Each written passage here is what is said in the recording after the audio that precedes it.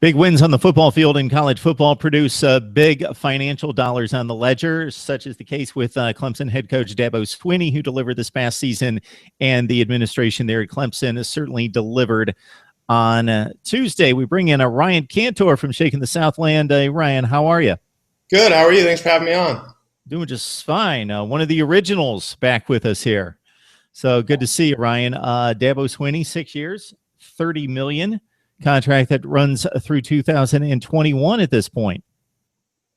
Yeah, the dollar amount puts him just a shade behind Jimbo Fisher. He starts off making a little bit over $4.5 million, and it increases at about $200,000 to $250,000 per year. Given what he's accomplished and what he's doing, the pay is right in line with what we're looking at with other comparable coaches. Well, certainly Dabo Swinney can thank Deshaun Watson for setting him up. Of course, the financial reward cannot be transferred at this point in Watson's career. But Deshaun Watson, of course, with the rest of his teammates, culminating their spring workouts this past Saturday. And looking at the spring game and some of the reports that came in over the course of the entire month, your thoughts about the quarterback position. Let's start there. Yeah. Obviously, Swinney has been building this program for a while, and it's really taken off.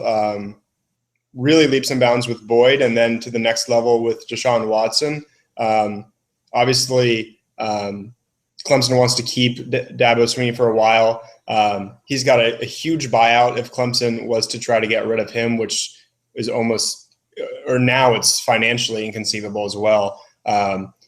We would have loved to have the buyout for Dabo if he were to choose to leave to be higher, but that leverage just isn't there given what he's accomplished. As for this spring, Watson looked really, really sharp in the spring game. He was actually the all-time quarterback throughout the part of the first quarter, switching back and forth between teams because he was just so good, particularly with the orange team where he seemed to zip up the field. He had a couple deep connections, one of them with Hunter Renfrow.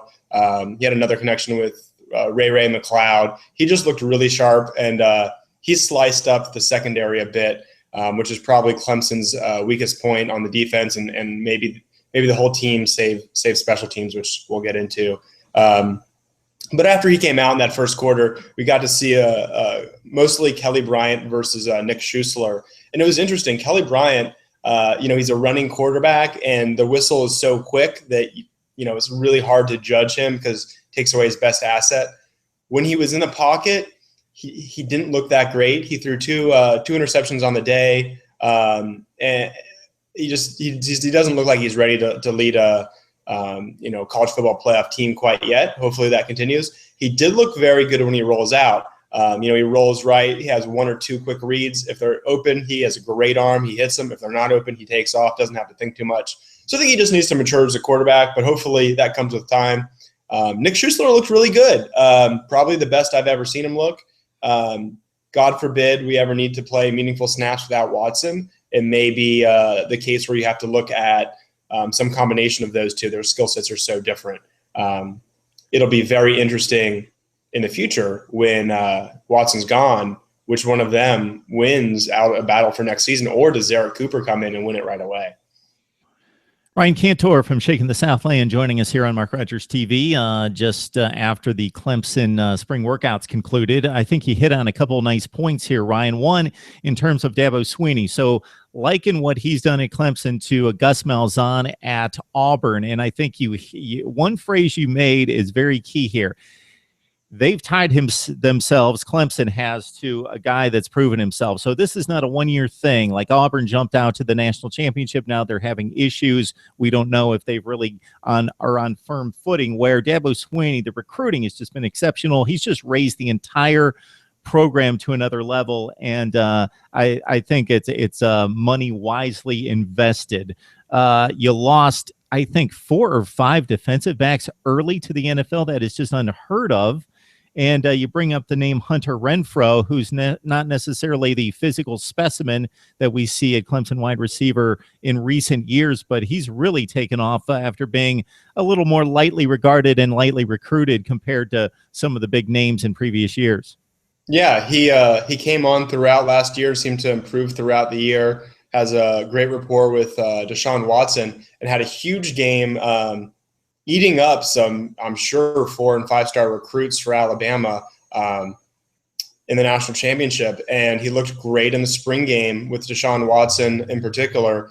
And it seems like he's just, it wasn't a short-term stretch of games. It seems like he's going to be an elite wide receiver on one of the best passing attacks in the country for a handful of years. He looked exceptional. And that was without Mike Williams, who, of course, was lost in the first half of the first game. So sometimes it's a blessing in disguise when you lose a very talented, skilled player for a long period of time, if you're able to bridge the gap and other guys step up. And then all of a sudden, bam, you've got that guy who may have been off to the NFL. You're going to have Mike Williams, obviously, in play this season.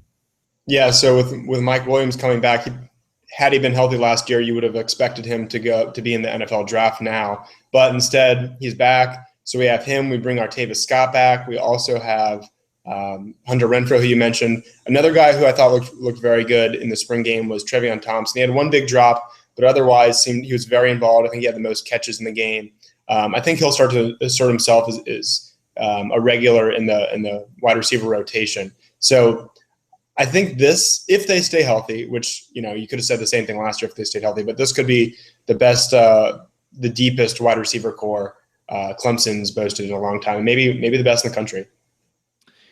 Yeah, you touched on special teams. The metrics not good last year going into the national championship game, and sure enough, it came back to hurt Clemson in the biggest game of the year. And possibly, the situation can't be perfect. The team is strong just about everywhere, but this appears to be a sore spot again.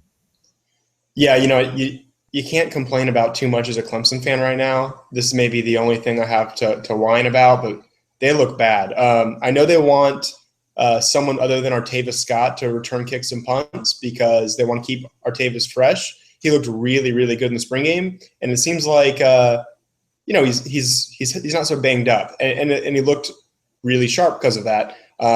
He was returning kicks and punts, and Ray McLeod was also returning kicks and punts. And Ray had one play where the ball is bouncing into the back of the end zone. He reaches out with his hand, stops the ball, ends up having to jump on the ball to prevent the turnover, and he just threw away 10, 15 yards on touchback. And Artavis Scott's just a lot safer back there. So it may be the case that he ends up having to return kicks and punts. But as far as the rest of the special teams, the coverage on kicks and punts looked kind of mediocre. It's hard to say how good Scott was versus how bad the coverage was. The backup punter, backup kicker, they were shanking everything. Greg Hugel looks good. He's a good kicker. Everything else about special teams looks pretty troubled. So still have all fall camp, but that's the one thing they have to iron out. It was the difference between number 2 and number 1 last year. Very well could be the same thing this year. That's the one area of improvement I'm looking at. So Dabo and company have just about 4 months till that first week of August to analyze what's going on in special teams and try to shore things up that they can apply on the field in August. So basically the goal at this point between April and August is keep everybody healthy and ready to go for that final stretch run to the opener. Ryan Kantor from Shaking the Southland helping us break down Clemson at the conclusion of spring practices. Thanks a lot, Ryan. Thank you.